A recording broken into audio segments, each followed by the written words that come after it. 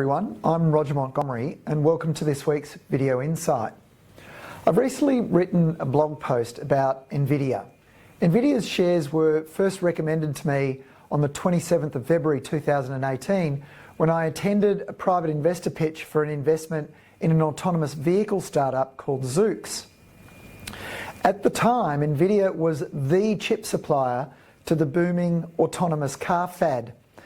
And even though the shares fell 45% between February and December 2018, they've rallied about 1,300%. What I now found myself asking is whether Nvidia may succumb to its own success the way Cisco did when it helped install the infrastructure for the internet, which only needed to be done once. The bigger question is one about how to think about the value of growth. So today, I want to chat about a fundamental concept of company valuation. Specifically, we're aiming to understand how future dividends contribute to a company's present value. Company valuation in theoretical terms boils down to calculating the present value of all expected future dividends. Importantly, this stream of dividends consists of two components.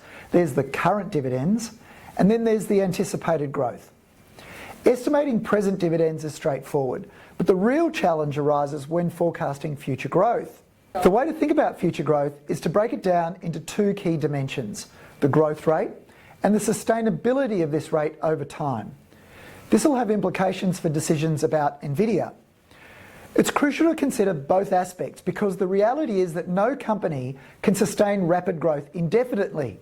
Nvidia's triple-digit growth rate today can't be sustained forever because it would eventually gobble up the world, which is impossible. Analysts often focus on short-term growth rates, but they often overlook the sustainability of those rates, and this oversight can significantly affect valuation accuracy. To illustrate, have a look at this chart produced by my friend and former colleague Tim Kelly. It displays the values of dividend streams under various growth scenarios, ranging from modest to aggressive, and over different timeframes.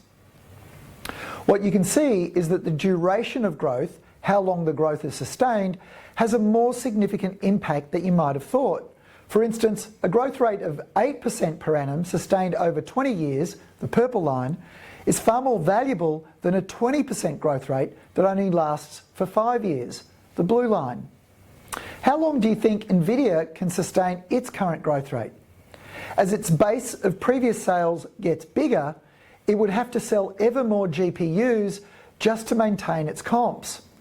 Of course, looking ahead 20 years poses enormous challenges, yet it's essential to evaluate the long-term viability of a company's growth.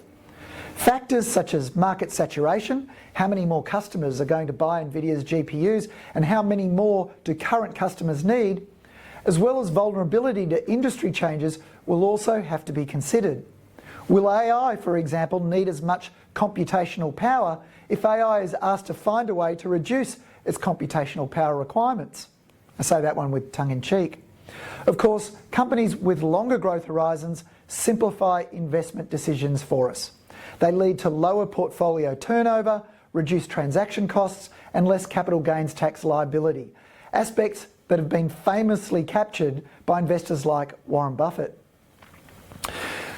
Everyone's excited about growth for the next 3 years, especially for Nvidia, but often share prices are priced as if that growth will carry on indefinitely, and that's rarely, if ever, the case. That's all we've got time for today. Thanks for joining us, and I look forward to talking with you again next week. In the meantime, continue to follow us on Facebook and X.